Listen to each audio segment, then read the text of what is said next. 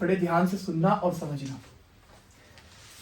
Start हो गई ना इस पे, सुनो क्या होती है कैश फ्लो स्टेटमेंट। बड़े ध्यान से सुनोगे और समझोगे तो बात बनेगी, वरना नहीं बनेगी। सीधा 8 नंबर का क्वेश्चन है, सीधा 8 नंबर चैप्टर फ्री के, कोई ऑल्टरनेटिव भी नहीं है।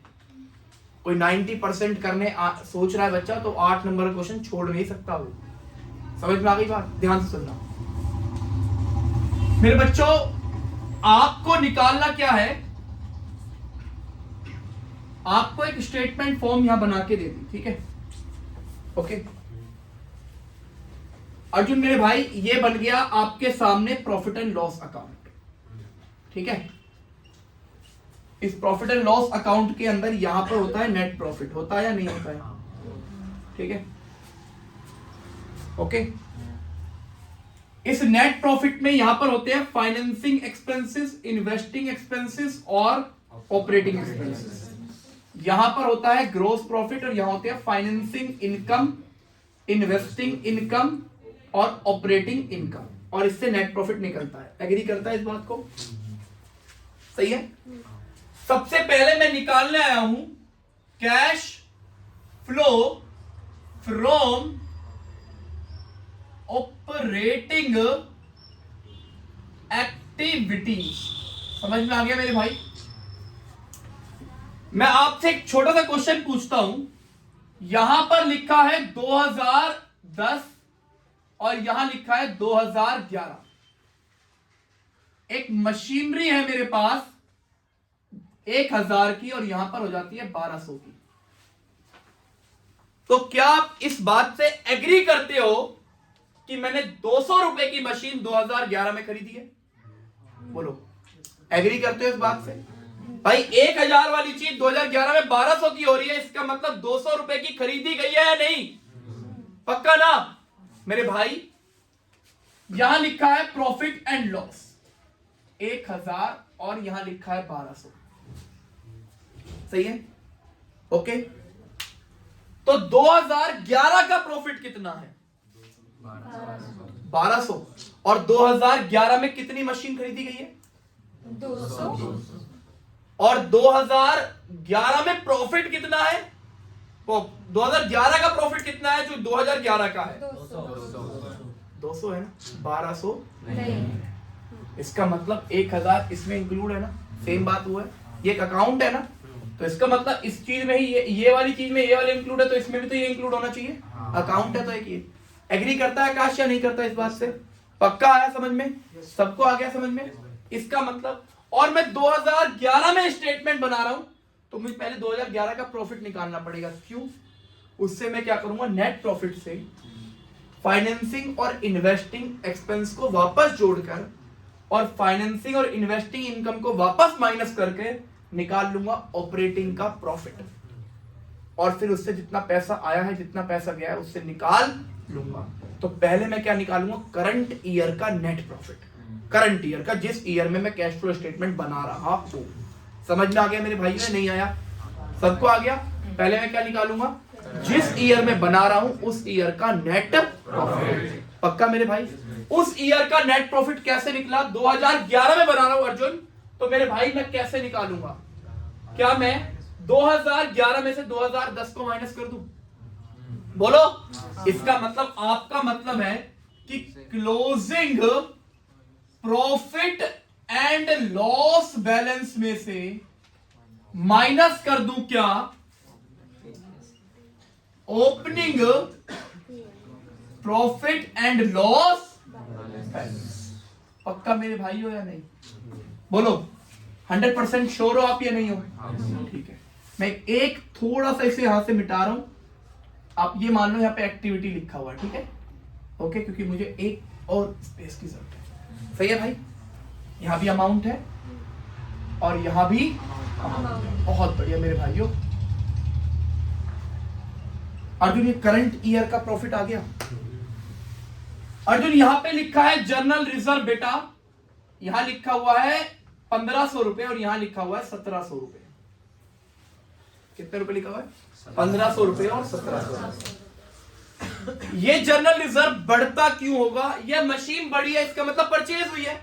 जर्नल रिजर्व क्यों बढ़ा है? Journal reserve out of profit का पार्ट होता है नहीं होता है?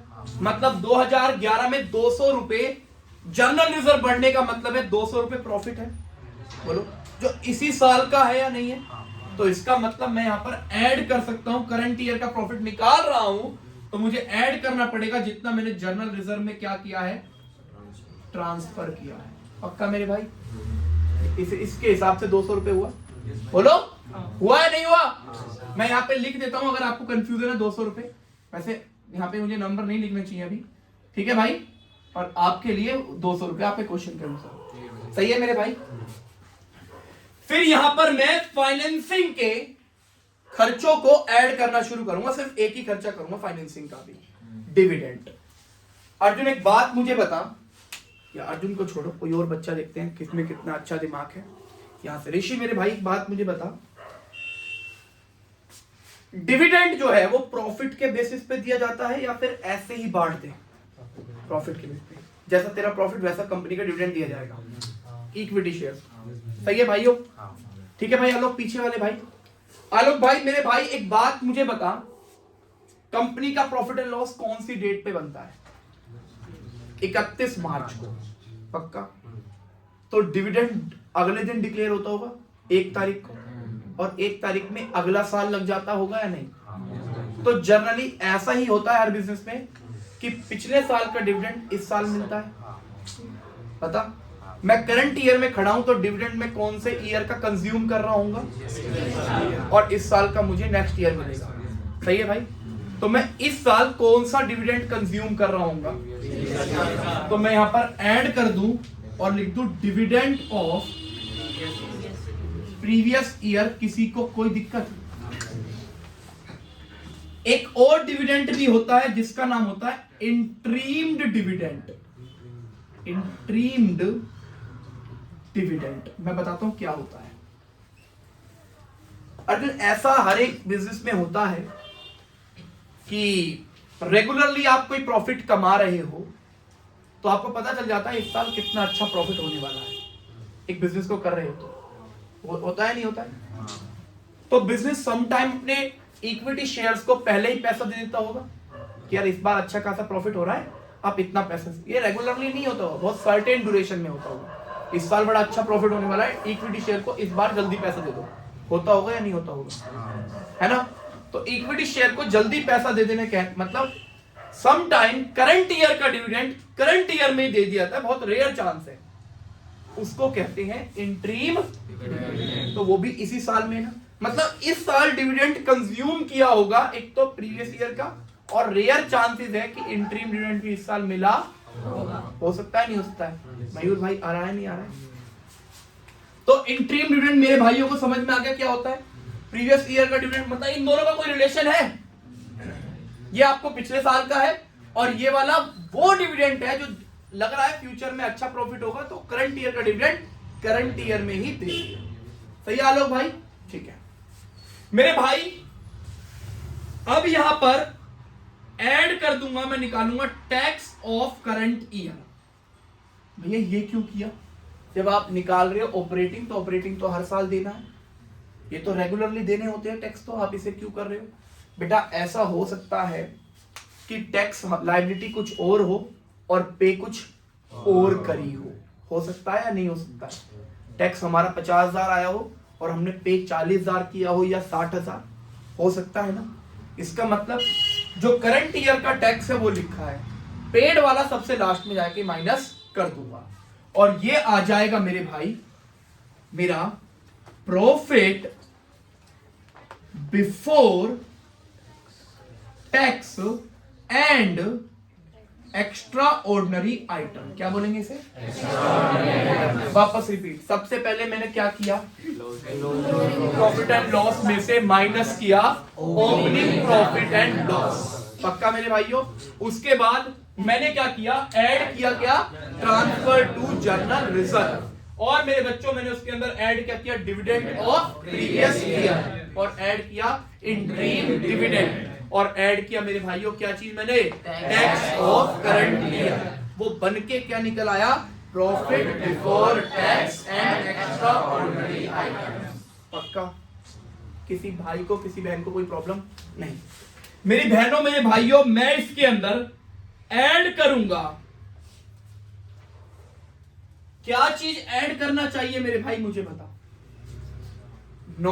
मुझे नॉन ऑपरेटिंग करना चाहिए ना एक्सपेंसेस, नॉन ऑपरेटिंग एक्सपेंसेस को ऐड करना चाहिए ना, है ना। तो मेरे भाई मैंने ऐड कर दिया नॉन ऑपरेटिंग एक्सपेंस और एंड नॉन कैश। बताता हूं क्यों। यहां पे फाइनेंसिंग के ऑपरेटिंग के यूज में डेप्रिसिएशन होगी या नहीं होगी?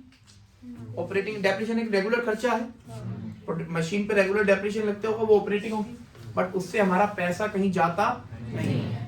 मैं जब करंट ईयर के प्रॉफिट के अंदर, जो मैंने करंट ईयर का प्रॉफिट निकाल लिया है, ये करंट ईयर का प्रॉफिट निकल गया है, इसमें मैं वापस ऐड कर रहा हूं नॉन ऑपरेटिंग और नॉन कैश। तो उससे पता चल जाएगा मेरा कितना पैसा आया है और कितना पैसा गया है, किससे? ऑपरेटिंग से। पक्का या नहीं? क्लियर हुआ मेरे भाइयों? पक्का क्लियर हुआ मेरे भाइयों? पक्का हुआ मेरे भाई पीछे तक? ठीक है। इसमें आपको 5 ही खर्चे याद रखने हैं, ज्यादा नहीं करने, और 5 ही पेपर में आते हैं। कितने भाई? 5। पहला मेरे भाई डेप्रिसिएशन। क्या आता है? डेप्रिसिएशन। एक आता है loss on cell fixed asset. क्या आता है? एक आता है इंटरेस्ट ऑन डेब्ट, जो भी डिवेंचर या वो है उधारी उन पे। और एक आती है गुडविल रिटर्न ऑफ। क्या आती है? तो कम हो जाती है रिटर्न ऑफ। सही है मेरे भाई। और एक आता है प्रोविजन ऑफ टैक्स। प्रोविजन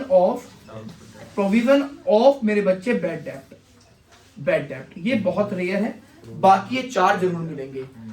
सबसे पहले मैंने क्या किया मेरे भाई? क्लोजिंग प्रॉफिट एंड लॉस में से माइनस किया ओपनिंग प्रॉफिट एंड लॉस।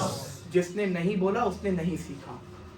मेरा तो मानना ये है, क्लास में ABCD रिपीट कर करके बोलते थे, आज भी याद है। ठीक है भाई, सुनो। सबसे पहले क्या उठाते थे? क्लोजिंग प्रॉफिट एंड लॉस में माइनस करते थे ओपनिंग प्रॉफिट एंड लॉस। उसके अंदर ऐड करते थे ट्रांसफर टू जनरल रिजर्व। उसके अंदर ऐड करते थे मेरे बच्चों डिविडेंड ऑफ प्रीवियस ईयर। उसके बाद उसमें ऐड करते थे इंटरिम डिविडेंड, और फिर ऐड करते थे टैक्स ऑफ करंट ईयर। समझ में आ गया मेरे भाई? तो निकल के आएगा profit before tax and extraordinary item. उसके बाद हमें 5 खर्चे जरूर याद रखनी है, जिनको हम कहते हैं नॉन ऑपरेटिंग और नॉन कैश। सबसे पहला होता है डेप्रिसिएशन, दूसरा loss on cell fixed asset, और इंटरेस्ट ऑन डेब्ट, और गुडविल रिटर्न ऑफ, और मेरे बच्चे प्रोविजन ऑफ टैक्स। समझ में आ गया मेरे भाइयों? जब मैं इसको सॉल्व करूंगा, जब मैं इसे सॉल्व करूंगा और मैं पहुंच जाऊंगा किस पर? ध्यान से सुनना और समझना। मैं यहां पे इसे सॉल्व करने के बाद यहां पर जो मेरी कैलकुलेशन निकल कर आएगी, वो कैलकुलेशन आ जाएगी cash flow from operating activity before working capital. अभी मैंने वर्किंग कैपिटल को कंसीडर नहीं किया। अब मेरे भाई ये निकल कर आ गया ये सारा सॉल्यूशन। ठीक है मेरे भाइयों, ये सारा यहाँ पे लिख दूंगा मैं इसको इधर, और ये वाली जो वैल्यूज होंगी, ये वैल्यू इनर लिखकर इसको आउटर, और इनका सॉल्यूशन दे दूंगा यहाँ पर आउटर में। कोई दिक्कत किसी को? ठीक है। वर्किंग कैपिटल हमें भैया ने बहुत आराम से सिखाई थी, करंट एसेट और करंट सिखाई थी या नहीं सिखाई थी? देखो सबको समझ में आई ना? देखो कहाँ आ रही है ना, ध्यान से सुनना मेरे भाई। यहां पर एक क्रेडिटर लिखे हैं। क्रेडिटर इसे वर्किंग कैपिटल में आएगा नहीं आएगा? करंट लायबिलिटी में आएगा ना मेरे भाई? यहां लिखा है 2010 और यहां लिखा है 2011। यहां लिखे हैं 1000, यहां लिखे हैं 1200। ठीक है भाई? आलोक भाई ये बढ़े या कम हुए? बढ़े। ये बढ़ने का रीजन क्या है? इनसे हमने पैसा और उधार लिया, इनको वापस दिया पेमेंट, और उधार लिया ना, मतलब पैसा आया है ना। आया मतलब इन हुआ, इन मतलब की ऐड, और ऐड होगा तो हम क्या करेंगे? ऐड ही करना है। मतलब जब भी करंट लायबिलिटी इंक्रीज होगी तो ऐड होगी ना, बोलो आ रहा है नहीं आ रहा है? करंट लायबिलिटी इंक्रीज होगी तो क्या होगी? ऐड होगी। समझ में आ गया? एक्टिव हो जा भाई, ठीक है, ये सीधा कर दूंगा, याद रखियो। यहां लिखे हैं डेटर्स, यहां 800, यहां पे लिखे हैं 500, यहां लिखे हैं 800, यहां पर 500। एक बार बंद करना इसे यार, ठीक है मेरे भाइयों। तो इंक्रीज जब भी करंट क्या होगी, लायबिलिटी इंक्रीज होगी तो क्या होगी? ये डेटर लिखे हैं 800, अब लिखे हैं 500। बढ़े हैं कम हुए? इन्होंने हमसे पैसा और उधार लिया होगा, हमें दे के चले गए होंगे, तो पैसा इन हुआ ना, तो पैसा इन होगा तो ऐड होगा ना, मतलब एंड करंट एसिड अगर डिक्रीज होगी तो क्या करेंगे? और इनका उल्टा लेस हो जाएगा ना, करंट लायबिलिटी क्या हो जाए? और करंट एसिड क्या हो जाए? सही बात है ना भाइयों?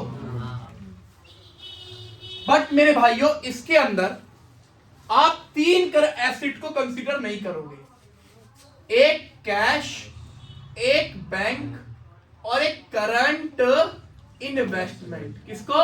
क्योंकि ये कैश एंड कैश इक्विवेलेंट का पार्ट है। समझ में आ गया मेरे भाइयों? डन, ठीक है ना। बैंक ओवरड्राफ्ट इसमें आएगा या फाइनेंसिंग में आएगा? फाइनेंस, बैंक ओवरड्राफ्ट भी यहां पर नहीं आएगा। समझ में आ गया मेरे भाइयों?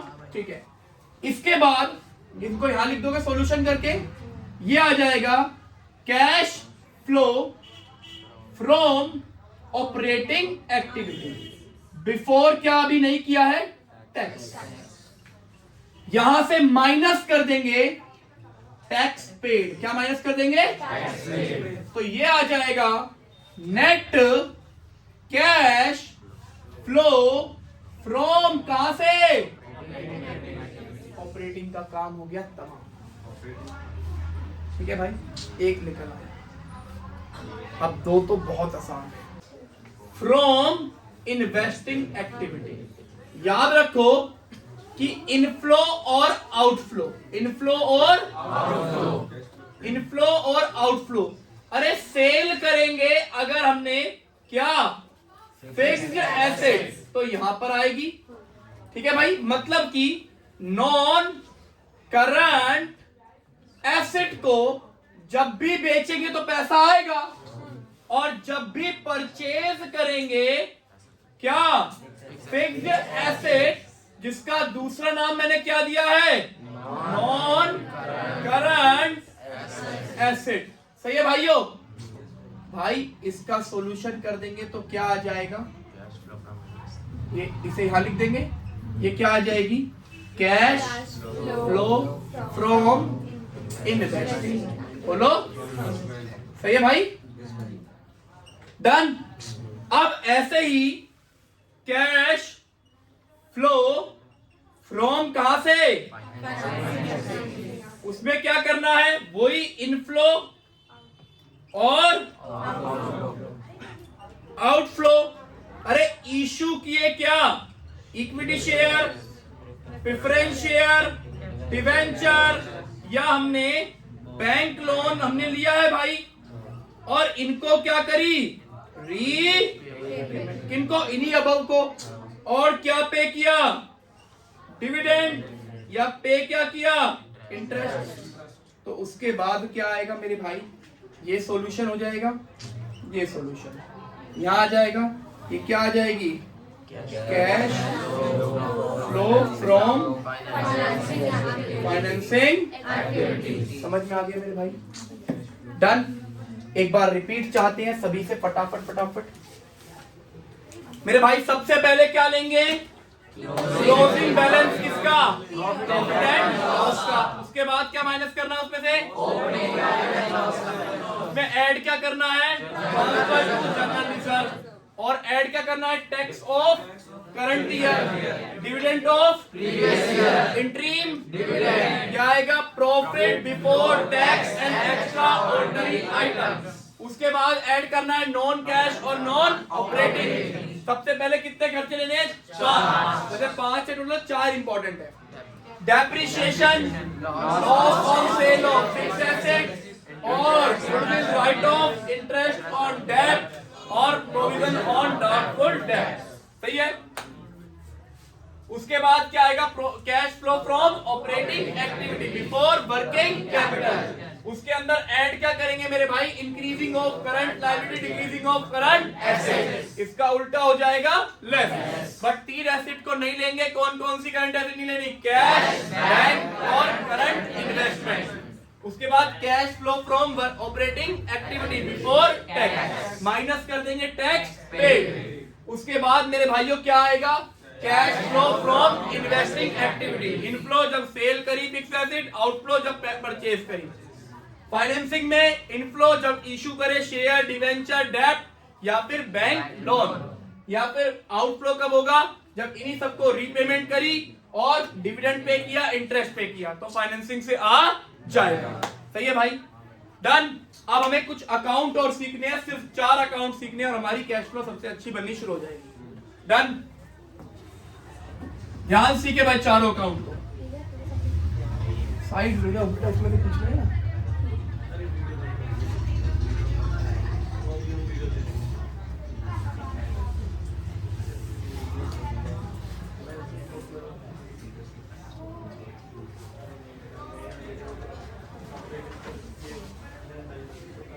सही है भाई, ध्यान सुनना भाई। एक अकाउंट होता है किसका? टैक्स का। कैसे बनेगा भाई? टैक्स एक लायबिलिटी होती है, तो ओपनिंग बैलेंस यहाँ पे, क्लोजिंग बैलेंस यहाँ पे, जो हमने टैक्स पेड किया है वो यहाँ पे, और जो टैक्स करंट ईयर में मेड किया है वो। समझ में आ गया भाई? सिमिलर अकाउंट बनता है डिविडेंड का। डिविडेंड का भी सिमिलर बनता है, क्योंकि वो भी लायबिलिटी, और टैक्स और डिविडेंड कहां पढ़े थे हमने? शॉर्ट टर्म प्रोविजन में। याद आया मेरे भाई? ओपनिंग बैलेंस यहां पे, तो क्लोजिंग बैलेंस यहां पे। जो हमने डिविडेंड क्या किया है?